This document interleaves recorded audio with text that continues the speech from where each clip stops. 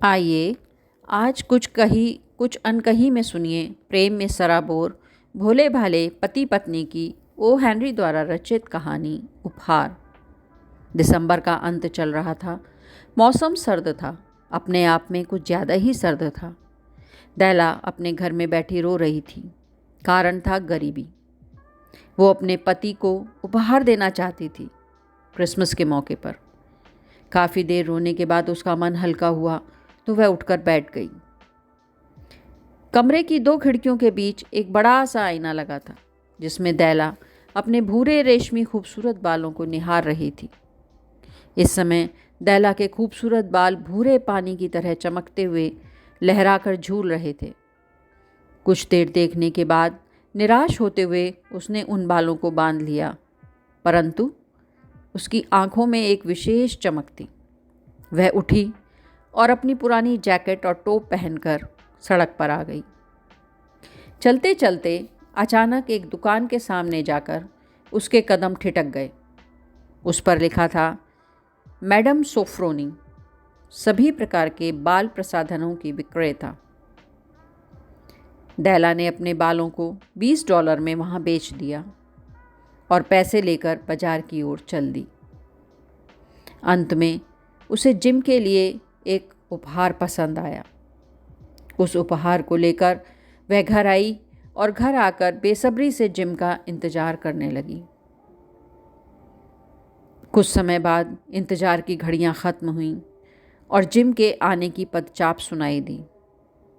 उसका दिल जोरों से धड़कने लगा।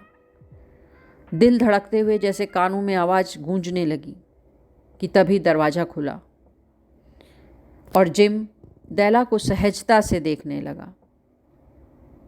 परंतु दैला डर गई। उसे लगा कि जिम अब उसे प्यार नहीं करेगा, क्योंकि उसने अपने बाल बेच दिए थे जो कि जिम को बहुत पसंद थे। कि तभी जिम एकदम से तड़प कर बोला, तुमने ऐसा क्यों किया दैला? तुमने अपने बाल कटवा डाले? वो हतप्रभ था, आश्चर्यचकित था और बहुत देर तक उसी मुद्रा में वो निशब्द होकर खड़ा रहा। तभी दैला ने उसे झिंझोड़कर कहा कि क्या मैं तुम्हारे लिए गर्मा गर्म पकौड़ियाँ बनाकर लाऊं जिम? वो जैसे एकदम नींद से जागा और उसने आगे बढ़कर दैला को गले लगा लिया और अपना लाया उपहार उसे भेंट किया। दैला ने भी अपना लाया उपहार उसे भेंट किया। पर ये क्या? दोनों चकित। जिम दैला के लिए लाया था कंघियों का संग्रह और दैला लाई थी प्लैटिनम की एक जेबी घड़ी चेन, जबकि अब दोनों का ही महत्व नहीं बचा था।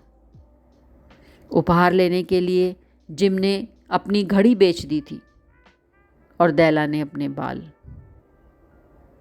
वातावरण को हल्का करते हुए दोनों हंसे और बोले, चलो अब क्रिसमस हम मनाते हैं पकौड़ियों के साथ।